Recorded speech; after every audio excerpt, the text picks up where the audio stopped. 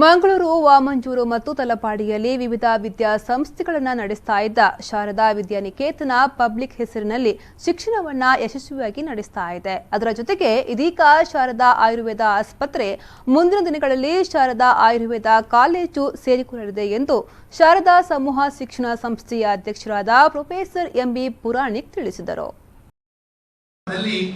ಆಯುರ್ಧಾಮ ಎನ್ನತಕ್ಕಂಥ ಒಂದು ಆಯುರ್ವೇದ ಕೇಂದ್ರವನ್ನು ನಾವು ಆರಂಭ ಮಾಡಿದ್ದು ಅಲ್ಲಿ ಎಲ್ಲ ವೈದ್ಯಕೀಯ ಸವಲತ್ತುಗಳು ಇವೆ. ಹಳೆ ಕಟ್ಟಡದಲ್ಲಿ ಮಾಡಿದ್ದು ಸುಮಾರು 15 ಬೆಡ್ಗಳುಳ್ಳಂತ ಈಗ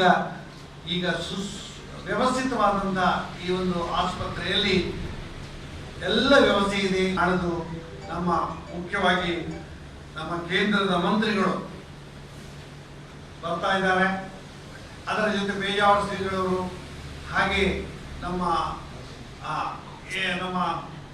ಕೊಂಡೇವರಿನ ಸ್ವಾಮಿಗಳು, ಮತ್ತೆ ನಮ್ಮ ಖಾದರ್ ಇಲ್ಲಿಯ ಸ್ಥಳೀಯ ಶಾಸಕರು ಮಂತ್ರಿಗಳು ಆದಂಥ ಯುಟಿ ಖಾದರ್ ಕೂಡ ಬರ್ತಾರೆ. ಒಳ್ಳೆಯದಾದಂಥ ಒಂದು ಕಾರ್ಯಕ್ರಮ ಇದೆ.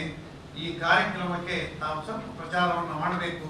ಈ ಬಗ್ಗೆ ಮಂಗಳೂರಿನಲ್ಲಿ ಮಾಧ್ಯಮಗೋಷ್ಠಿ ನಡೆಸಿ ಮಾತನಾಡಿದ ಅವರು, ಪ್ರತಿಷ್ಠಿತ ಸಂಸ್ಥೆಯಾಗಿ 100 ಹಾಸಿಗೆಯನ್ನೊಳಗೊಂಡ ಸರ್ವ ಚಿಕಿತ್ಸೆಯನ್ನ ಕೊಡಬಹುದಾದ ಶಾರದಾ ಆಯುರ್ವೇದ ಆಸ್ಪತ್ರೆ ಜುಲೈ 1ರಂದು ಕೇಂದ್ರದ ಆಯುಷ್ ಮಂತ್ರಿ ಶ್ರೀಪಾದ ನಾಯ್ಕ್ ಅವರಿಂದ ಲೋಕಾರ್ಪಣೆಗೊಳ್ಳಲಿದೆ ಎಂದು ಮಾಹಿತಿ ನೀಡಿದರು. ಈ ಸಂದರ್ಭ ಮಾಧ್ಯಮಗೋಷ್ಠಿಯಲ್ಲಿ ಶಾರದಾ ಸಮೂಹ ಸಂಸ್ಥೆಯ ದಯಾನಂದ ಕಟೀಲ್ ಮತ್ತು ಪ್ರಶಾಂತ್ ಉಪಾಧ್ಯಾಯ ಹಾಜರಿದ್ದರು.